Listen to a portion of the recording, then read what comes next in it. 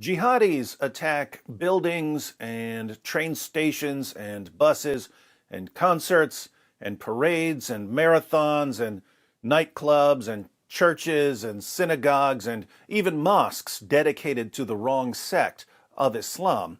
And after every attack, there's a brief bit of shock from people around the world. Oh my goodness, how could that man or those three men kill so many people with no identifiable motive whatsoever while screaming Allahu Akbar?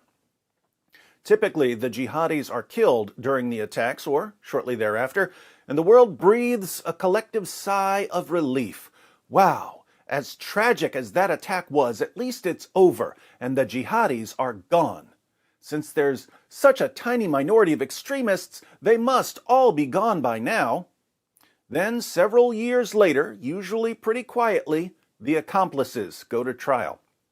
That's when anyone who's actually paying attention realizes, wait a minute, you mean the terrorist who died had 10 or 20 people from his community helping him?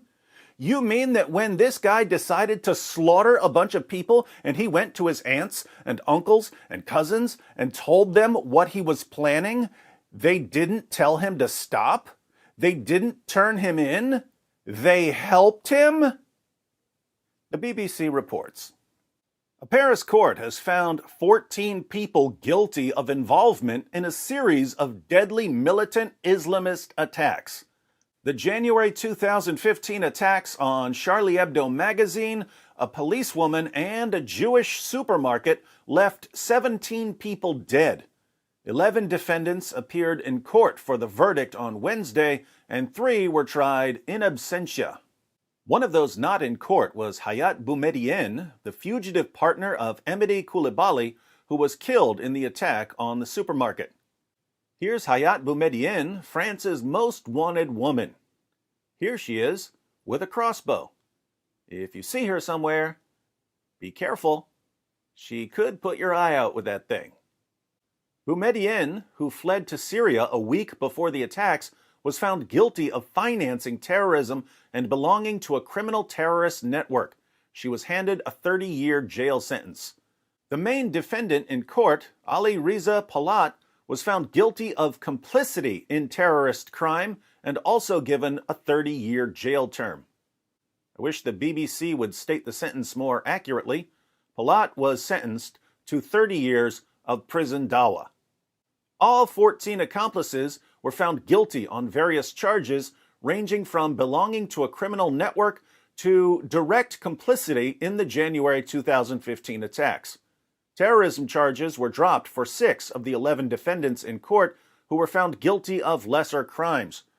The 3 men who carried out the January 7th through 9th, 2015 attacks were killed, and the accomplices, who first went on trial in early September, were accused of obtaining weapons or providing logistical support. They all denied the charges. The trial, which was delayed repeatedly due to the COVID-19 pandemic, came during a period when France once again faced a series of militant Islamist attacks and renewed debate over cartoons depicting the Prophet Muhammad. As always, special thanks to the BBC for reminding us that Muhammad was a true prophet. Well, after the most recent terrorist attacks over cartoons, rest assured that there can't possibly be any jihadis left who want to kill you over cartoons. It was only a tiny minority of extremists to begin with, and so many of them have already been killed, there just can't be any more. It's a good thing, too, because if these attacks had had something to do with the religion of the jihadis, then we'd have to deal with these attacks over and over and over again. What a nightmare that would have been.